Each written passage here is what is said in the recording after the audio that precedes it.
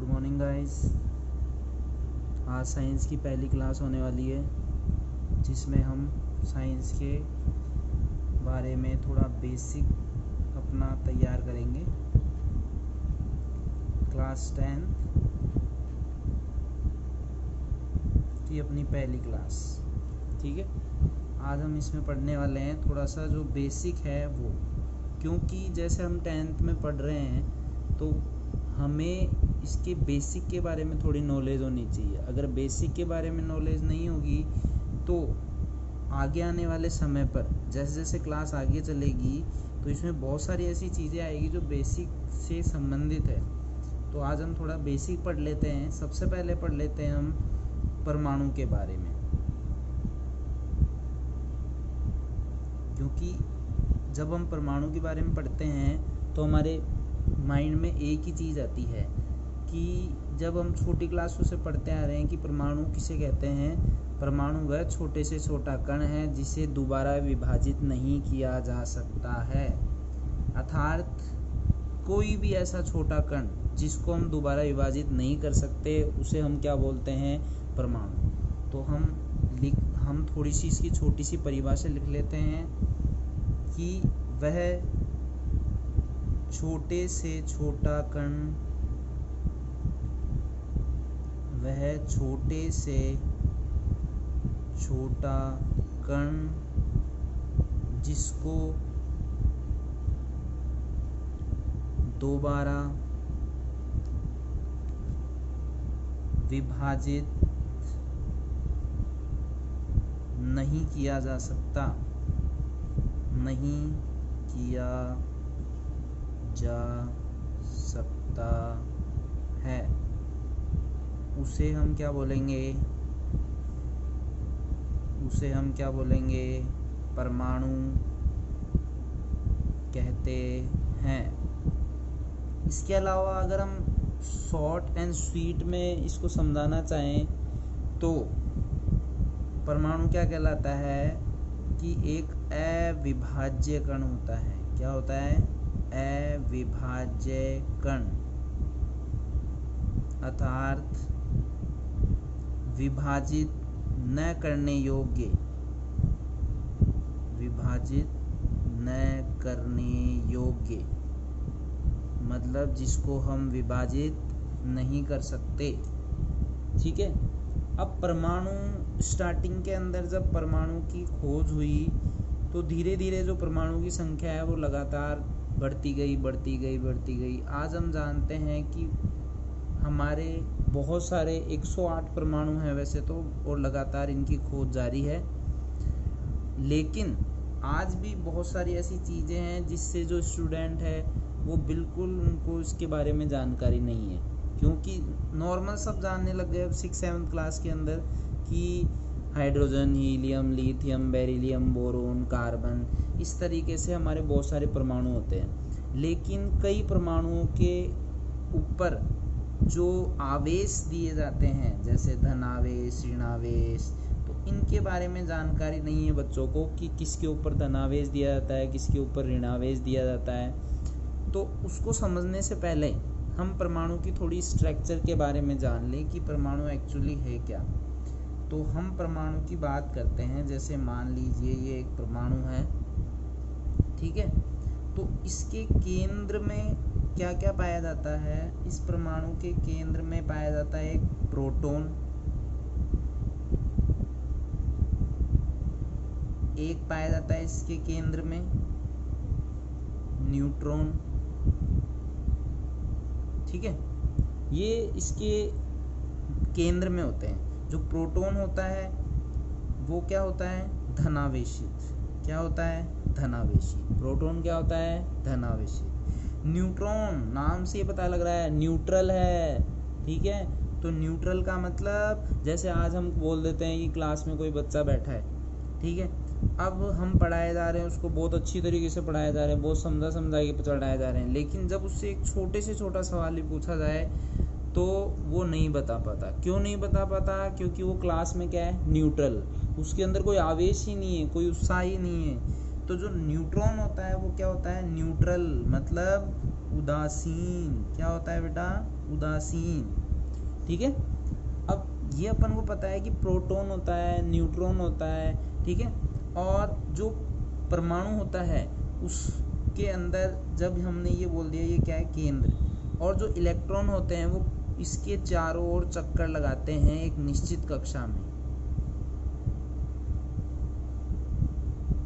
देखो ये अपन को दूर से ही पता लग गया। देखो इलेक्ट्रॉन के ऊपर कौन सा चार्ज लग रहा है? माइनस। अर्थात जो इलेक्ट्रॉन होता है वो क्या होता है? ऋणावेशित। क्या होता है? ऋणावेशित।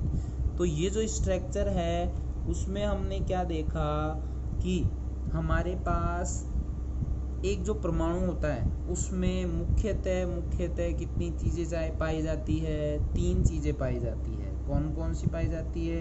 एक तो पाया जाता है प्रोटॉन, एक क्या पाया जाता है? न्यूट्रॉन, और एक क्या पाया जाता है? प्रोटॉन, न्यूट्रॉन, और एक क्या पाया जाता है बेटा? अपने इलेक्ट्रॉन।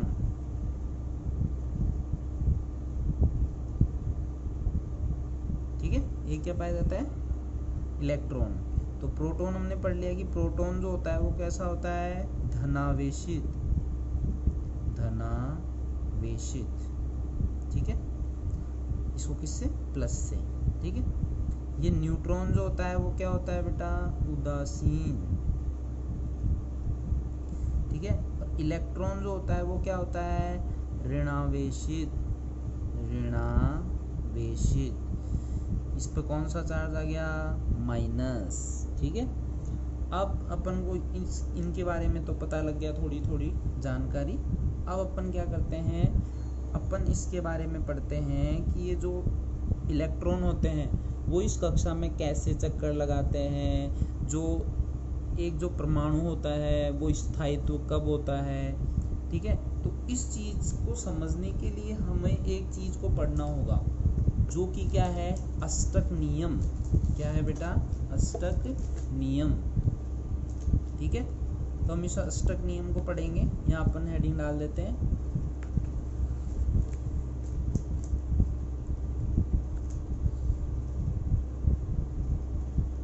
ठीक है। अब देखो कैसे समझेंगे अपन कि जैसे किसी भी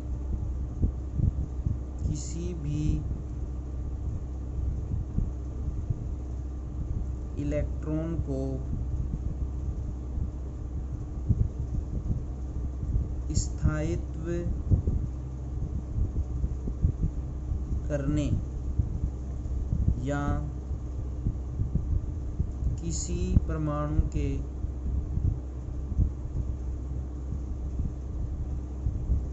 किसी कोश में इलेक्ट्रॉनों की संख्या कैसे ज्ञात करते हैं वो देखो। ठीक है।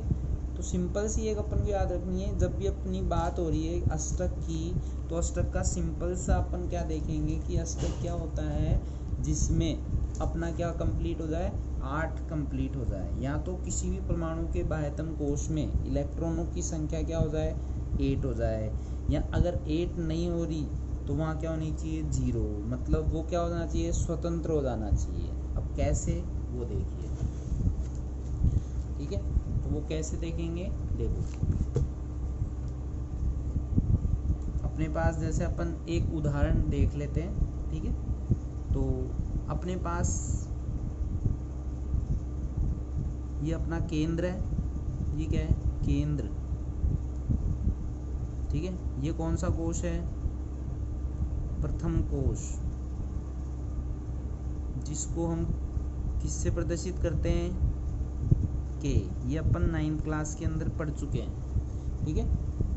ये पहला कोश है, प्रथम कोश, इसको क्या बोलते हैं? के। फिर इस प्रकार लगातार चलते रहते हैं, K L M N O S चलता रहता है। ठीक है।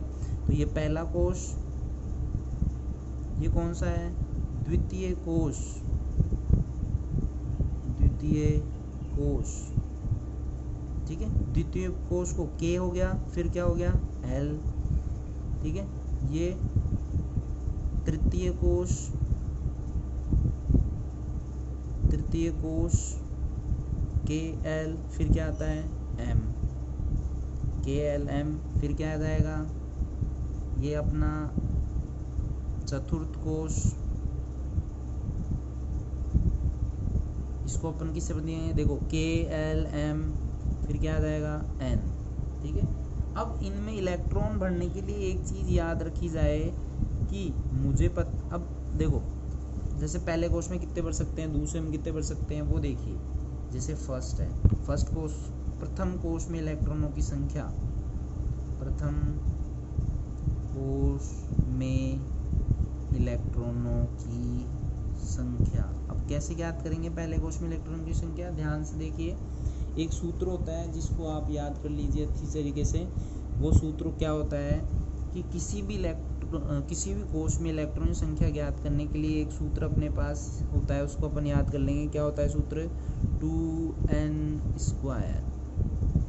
क्या होता है 2n², ठीक है। तो अपन इसको कैसे करेंगे देखिए, ठीक है। पहला कोश देखिए, पहला कोश कौन सा है, K कोश, K कोश में इलेक्ट्रॉन कैसे ज्ञात करेंगे वो देखिए। अपने पास सूत्र क्या है, 2n²। यहाँ पे जो ये n है इसका मतलब क्या है कि कौन सा कोश है। कहने का मतलब है कि पहला कोश है, दूसरा कोश है, तीसरा कोश है, चौथा कोश है, कौन सा कोश। तो अपन क्या पढ़ रहे हैं, K कोश। तो K कौन सा कोश है, पहला कोश, ठीक है। तो अपन इस n की जगह अपन क्या रख देंगे, 1। तो देखिए इतनी मैथमेटिक्स तो अपन को आती है। n की जगह क्या रख देंगे, 1 का स्क्वायर। तो ये क्या कर देंगे, 2 इंटू 1 का स्क्वायर कितना होता है, 1, ठीक है। तो कितनी हो जाएगी, 2। तो पहले कोश में अधिकतम इलेक्ट्रॉन अपन कितने भर सकते हैं, 2। मतलब 2 से ज़्यादा अपन इलेक्ट्रॉन नहीं भर सकते हैं, ठीक है। ये एक छोटी सी बात है। फिर अपन क्या करते हैं, दूसरा देखो K हो गया अपने पास, K, ये देखिए सॉरी, K कोश अपन ने क्या कर लिया, भर लिया। तो K के बाद क्या आता है, L। तो अपन क्या करेंगे, L कोश में इलेक्ट्रॉनों की संख्या, ठीक है। अब K कोश में इलेक्ट्रॉनों की संख्या कैसे ज्ञात करेंगे, देखो अपने पास सिंपल सा सूत्र मैं बार बार बता चुका हूँ, 2n²। क्या होता है, 2n², ठीक है। तो क्या करेंगे, 2 इंटू n, n का मतलब कितने कोश हैं भाई, कौन सा कोश पढ़ रहे हैं अपन, L। तो L कौन सा कोश है, दूसरा कोश। कौन सा कोश है बेटा, दूसरा, ठीक है। तो 2 इंटू n का मतलब 2 का स्क्वायर। तो देखिए 2 इंटू, ठीक है। अब 2 इंटू 2 दूनी कितने हो जाएंगे, 4। अब 4 दूनी कितने हो जाएंगे, 8। तो सिंपल सा अपन कह सकते हैं कि जो L कोश में है उसमें अधिकतम इलेक्ट्रॉनों की संख्या कितनी है, 8। मतलब हम इस कोश के अंदर जो L कोश है उसमें अधिकतम कितने भर सकते हैं, 8। अब वो डिपेंड करता है कि कब वो जो परमाणु है वो स्थायी तो हो जाए, लेकिन अपन को इतना सा ध्यान रखना है कि 8 से ज़्यादा नहीं भर सकते। कम ज़रूर भर सकते हैं लेकिन ज़्यादा नहीं भर सकते L कोश में, ठीक है। तीसरा देखिए अपने पास K हो गया, L हो गया, फिर कौन सा आएगा, M, ठीक है। तो M कोश में इलेक्ट्रॉनों की संख्या। अब देखिए L कोश में इलेक्ट्रॉनों की संख्या का मतलब क्या है, देखो अपने पास सूत्र क्या है, 2n², ठीक है। क्या है, 2n²। अब अपन क्या करेंगे, 2 इंटू n का मतलब देखो मैं बार बार बता रहा हूँ कि n का मतलब होता है कि कौन सा कोश, कौन से कोश से अपना मतलब क्या है कि अपना कौन सा कोश है, कि केंद्र से कौन सा कोश है। केंद्र से देखो इसको अपन ने पढ़ा था, केंद्र से अपन ने इसको पढ़ा था, ये पहला कोश है, ये दूसरा कोश है, ये तीसरा कोश है, ये चौथा कोश है। तो देखिए अपन ने ये पढ़ा था कौन सा कोश है कौन सा नहीं है। अब देखो 2 इंटू, अब अपन क्या बात करते हैं, m जो है वो कौन सा कोश है, तीसरा कोश है। तो n की जगह अपन क्या रख देंगे, 3, भाई 3 का स्क्वायर, तो 2 गुणा 3 तिया 9, 9 दूनी 18। तो कहने का मतलब क्या है, जो m कोश है उसमें अधिकतम कितने इलेक्ट्रॉन भर सकते हैं अपन, 18 भर सकते हैं भाई। अब देखिए लास्ट जो कोश है वो अपने पास कौन सा है, देखो वैसे इसके आगे भी होते हैं लेकिन अपन 10th में है तो अपन को ज़्यादा पढ़ने की ज़रूरत नहीं है विस्तार के अंदर। अपन वैसे यहाँ तक अपन इसकी बात करें तो बहुत बात है, क्योंकि अपने जो काम का है वो इतना ही है। उसके अलावा जो है वो 11th क्लास के अंदर अगर अपन साइंस मैथ लेते हैं, साइंस बायो लेते हैं, तो जो केमिस्ट्री है उसके अंदर इसकी पूरी जानकारी दे रखी है। ठीक है, तो ये देखिए के कोश हो गया, एल कोश हो गया, एम कोश हो गया, तो लास्ट अपना कौन सा कोश बचा है, एन कोश। कौन सा कोश बचा है, एन कोश। तो एन कोश में इलेक्ट्रॉनों की संख्या, तो एन कोश में इलेक्ट्रॉनों की संख्या देखिए अपने पास, देखो एन कोश में इलेक्ट्रॉनों की संख्या कौन सी होती है, इलेक्ट्रॉनों की संख्या अपने पास देखो 2n²। ठीक है, 2 × n, n का मतलब कौन सा कोश है भाई, जो n होता है वो कौन सा कोश है, चौथा कोश है। कौन सा कोश है, चौथा। तो 2 × n, n का मतलब क्या है, 4, 4 का स्क्वायर। तो 2 × 4 चौक 16, 16 दूनी 32। तो हम इसमें अधिकतम कितने इलेक्ट्रॉन भर सकते हैं, 32। तो अपन ने देखो सिंपल सा अपन ने क्या क्या पढ़ा है, अपन ने तो केवल सिंपल सा ये पढ़ा है कि एक जो परमाणु होता है वो एक छोटे से छोटा कण होता है जिसको दोबारा विभाजित नहीं किया जा सकता। जो एक परमाणु होता है उसमें मुख्यतः 3 चीज़ें पाई जाती है, एक प्रोटॉन, एक न्यूट्रॉन और एक इलेक्ट्रॉन। जो प्रोटॉन होता है वो क्या होता है, धनावेशित होता है, जो इलेक्ट्रॉन होता है वो ऋणावेशित होता है, और जो उदासीन होता है वो कैसा होता है, न्यूट्रल, मतलब उदासीन, कहने का मतलब उसका कोई कार्य नहीं होता। ठीक है, अब देखो किसी भी इलेक्ट्रॉन को स्थायित्व करने या किसी परमाणु किसी भी कोश में इलेक्ट्रॉन की संख्या ज्ञात करने के लिए क्या अपन ने क्या बताया था, देखो थोड़ा यहाँ देख लीजिए कि ये क्या है अपने पास, केंद्र है। ठीक है, अब उसके बाद ये कौन सा कोश है, पहला कोश। ये कौन सा कोश है, दूसरा कोश। ये कौन सा कोश है, तीसरा कोश। ये कौन सा कोश है, चौथा कोश। पहला कोश जो होता है वो कौन सा होता है, लाइन से अपने पास जो ABCD होती है उसके हिसाब से के कोश। फिर कौन सा होता है, एल कोश। फिर कौन सा होता है, एम कोश। फिर कौन सा कोश होता है, एन कोश।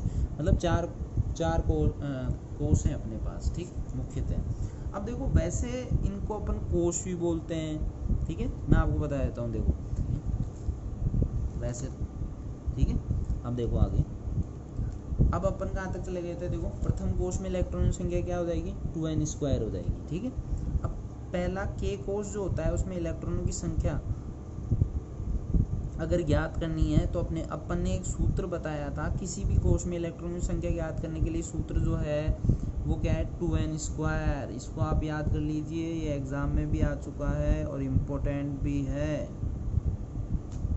किसी भी कोश में इलेक्ट्रॉन की संख्या ज्ञात करने का सूत्र क्या है अपने पास, 2n²। ठीक है, तो के कोश में इलेक्ट्रॉन की संख्या कैसे ज्ञात करते हैं, 2n²। ठीक है, एन की जगह अपन कितना रखेंगे भाई, कौन सा कोश है, एन का मतलब कौन सा कोश है, पहला कोश। ठीक है, फिर पहला कोश है तो 1 रख देंगे, 1 का स्क्वायर 1, तो 2 हो जाएगा। एल कोश में इलेक्ट्रॉन संख्या ज्ञात करने के लिए एल कौन सा कोश है, दूसरा कोश। ठीक है, तो एन की जगह अपन क्या रख देंगे, 2, इसका स्क्वायर कर देंगे 4 आ जाएगा। तो बाह्यतम कोश में इलेक्ट्रॉन संख्या कितनी हो जाएगी, 8 हो जाएगी। एम कोश में इलेक्ट्रॉन की संख्या क्या है, 2n²। एन का मतलब क्या, इलेक्ट्रॉनों की संख्या कितनी हो गई, 3 हो गई।